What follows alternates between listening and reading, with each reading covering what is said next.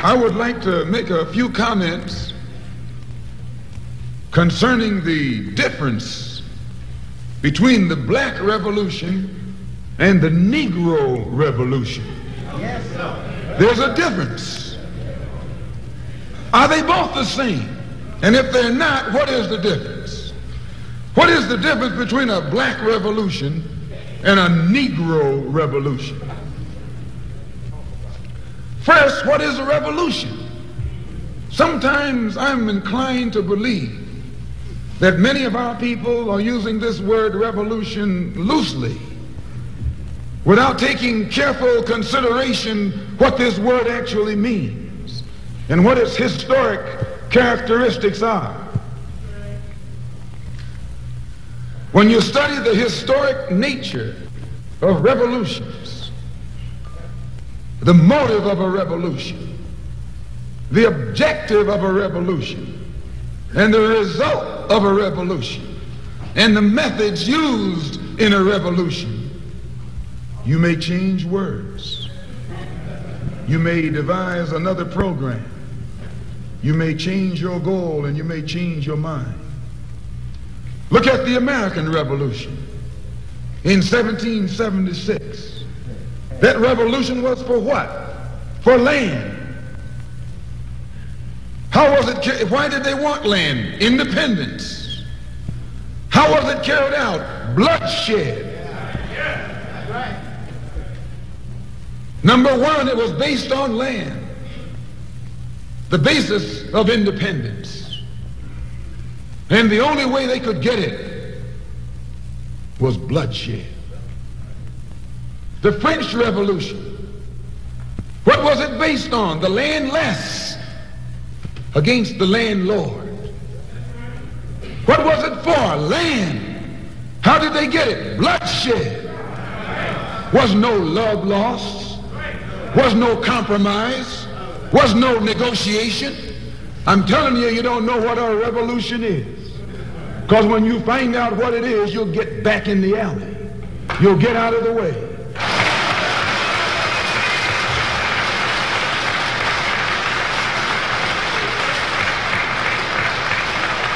Just a moment. The Russian Revolution. What was it based on? Land. The landless against the landlord. How did they bring it about? Bloodshed. You haven't got a revolution that doesn't involve bloodshed. And you're afraid to bleed. I said you're afraid to bleed. Long as the white man sent you to Korea, you bled. He sent you to Germany, you bled.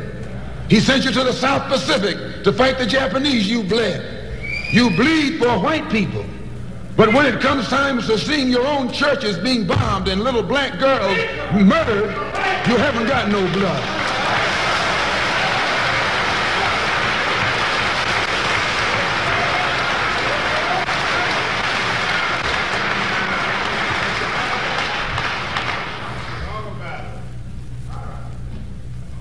You bleed when the white man says bleed. You bite when the white man says bite. And you bark when the white man says bark. I hate to say this about us, but it's true. How you gonna be nonviolent in Mississippi as violent as you were in Korea?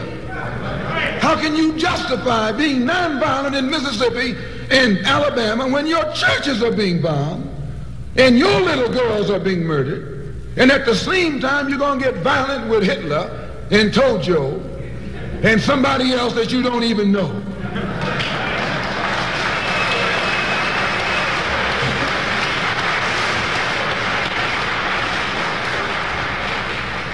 If violence is wrong in America, violence is wrong abroad. If it's wrong to be violent, defending black women and black children and black babies and black men, then it's wrong for America to draft us and make us violent abroad in defense of her.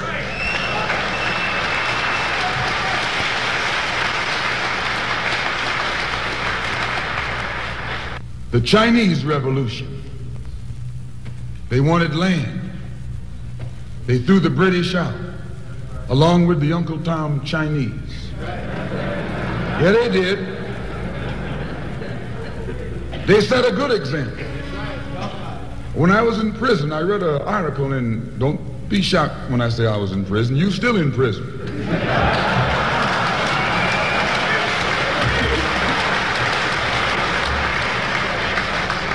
That's what America means, prison. When I was in prison, I read an article in Life magazine showing a little Chinese girl, 9 years old. Her father was on his hands and knees, and she was pulling the trigger because he was an Uncle Tom Chinaman. Yeah. When they had the revolution over there, they took a whole generation of Uncle Toms, right. Just wiped them out. Yeah. And within 10 years, that little girl became a full-grown woman. No more Toms in China. And today it's one of the toughest, roughest, most feared countries on this earth by the white man, because there are no Uncle Toms over there.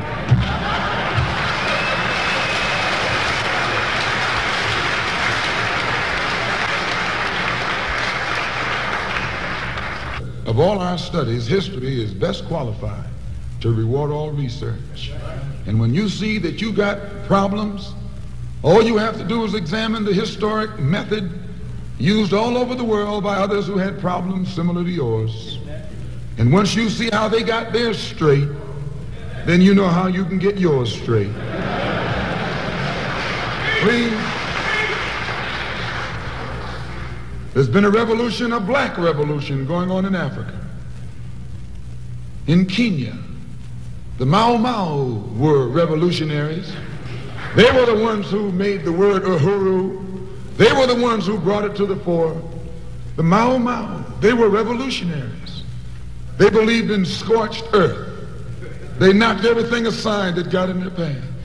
And their revolution also was based on land, a desire for land. In Algeria, the northern part of Africa, a revolution took place. The Algerians were revolutionists. They wanted land. France offered to let them be integrated into France. They told France to hell with France. They wanted some land, not some France.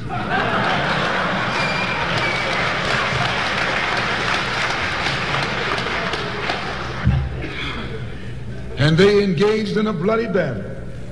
So I cite these various revolutions, brothers and sisters, to show you, you don't have a peaceful revolution. You don't have a turn the other cheek revolution. There's no such thing as a nonviolent revolution.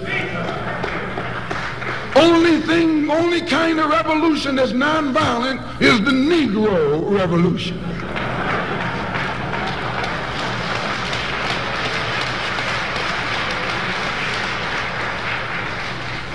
The only revolution based on loving your enemy is the Negro revolution. The only revolution in which the goal is a desegregated lunch counter, a desegregated theater, a desegregated park, and a desegregated public toilet. You can sit down next to white folks on the toilet.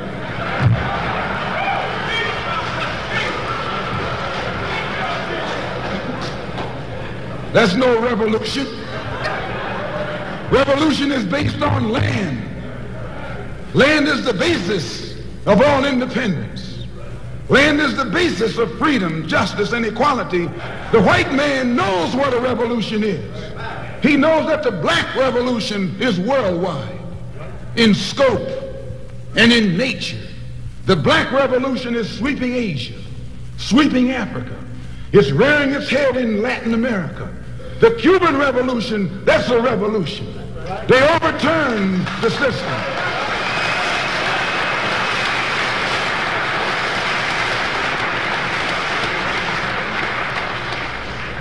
Revolution is in Asia. Revolution is in Africa. And the white man is screaming because he sees revolution in Latin America. How do you think he'll react to you?